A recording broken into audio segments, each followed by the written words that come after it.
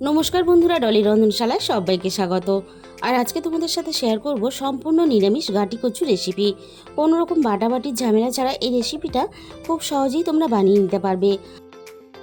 তাহলে আজকে রেসিপিটা শেষ পর্যন্ত দেখার জন্য তোমাদের কাছে আমার অনুরোধ রইল। এই রান্নাতে কি কি লাগছে তাহলে দেখে নেওয়া যাক। আমি এখানে 250 গ্রাম পরিমাণ গাটি কচু খুব ভালোভাবে ধুয়ে পরিষ্কার করে আমি ছাড়িয়ে নিয়েছি। আর গাটি কচুগুলো কিন্তু আমি গোটাই রেখেছি। আর মাঝখান থেকে দেখো গাটি কচুগুলো খুব ভালোভাবে সিদ্ধ হওয়ার জন্য আমি একটু করে কেটে দিয়েছি। এবার আমি এর মধ্যে দিয়ে দেব স্বাদ মতো লবণ। আর আমি এখানে দিয়ে দেব সামান্য পরিমাণ হলুদ গুঁড়ো। আর আমি গাটি কচুর মধ্যে দিয়ে দিলাম সবশেষে 2 চামচ পরিমাণ বেসন। তোমরা হয়তো অনেকেই অনেক রকম পদ্ধতিতে গাটি কচু রান্না করে খেয়েছো, তবে একবার এই পদ্ধতিতে রান্না করে খেয়ে দেখো, অসম্ভব টেস্টি হয়। আর অল্প একটু বেসন দিলে এর স্বাদ কিন্তু আরও বেশি ভালো হয়। এবার আমি হালকা হাতে নাড়াচাড়া করে একটু মিশিয়ে এবার আমি একটা সাইডে রেখে দেব। আমি এখানে রান্নার জন্য প্রথমে কড়াইয়ের মধ্যে 4 চামচ পরিমাণ তেল দিয়ে দিলাম। তেলটাকে আমি প্রথমে খুব ভালোভাবে হাই হিটে গরম করে নেব।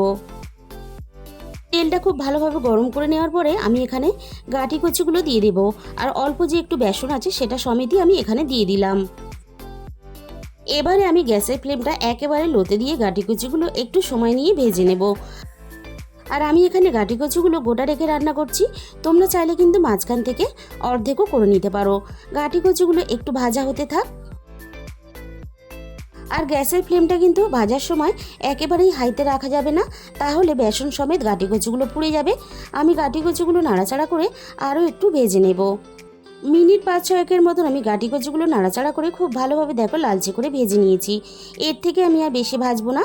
এবার আমি সমস্ত গাটি কচুগুলো কড়াই থেকে নামিয়ে নেব। এইভাবে কোনো রকম মশলার বাটাবাটি ছাড়া গাটি কচু নিরামিষ দম বানিয়ে খেয়ে দেখো, অসাধারণ খেতে লাগে। সমস্ত গাটি কচুগুলো আমি প্রথমে কড়াই থেকে নামিয়ে নিলাম। এবার আমি ওই একই কড়াইয়ের মধ্যে আবারও আমি এখানে প্রয়োজন মতো আমি এখানে সর্ষের তেল দিয়ে দিলাম। আমি 2 রকম তেলে মিশিয়ে রান্নাটা করছি, তোমরা চাইলে 1 রকম তেলেও রান্নাটা করতে পারো। তেলটা আমি খুব ভালোভাবে গরম করে নিয়ে ফোড়নে আমি অল্প একটু কালো জিরে দিয়ে দিলাম। আর দিয়ে দিলাম একটা তেজপাতা কুচি। এবার আমি দিয়ে দিলাম এখানে অল্প একটু আদা বাটা। এবার আমি ফোড়নের সাথে আদা বাটাটাকে নাড়াচাড়া করে একটু ভেজে নেব, এতে আদার কাঁচা গন্ধটা চলে যাবে।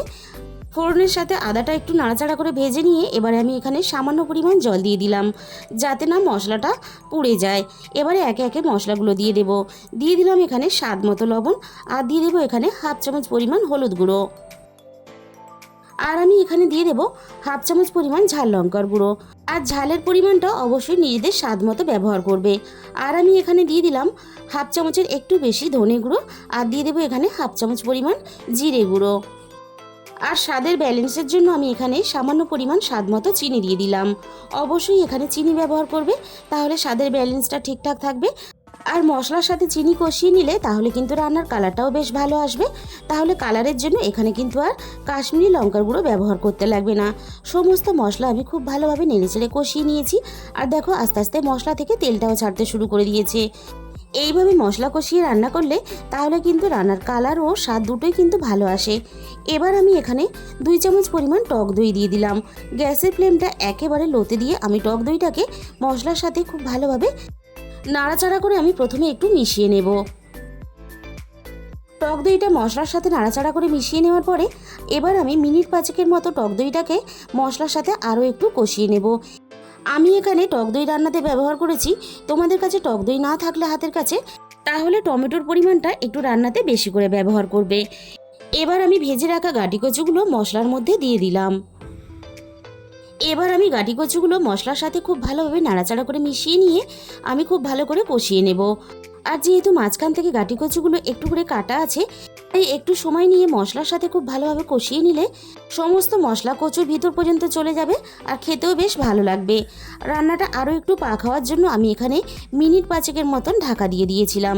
মিনিট 5 পরে আমি ঢাকা খুলে দেখে নেব। দেখো মশলা থেকে সুন্দরভাবে তেল ছাড়তে শুরু করে দিয়েছে। আবারও আমি এখানে মিনিট খানেকের মতন একটু নাড়াচাড়া করে নিলাম।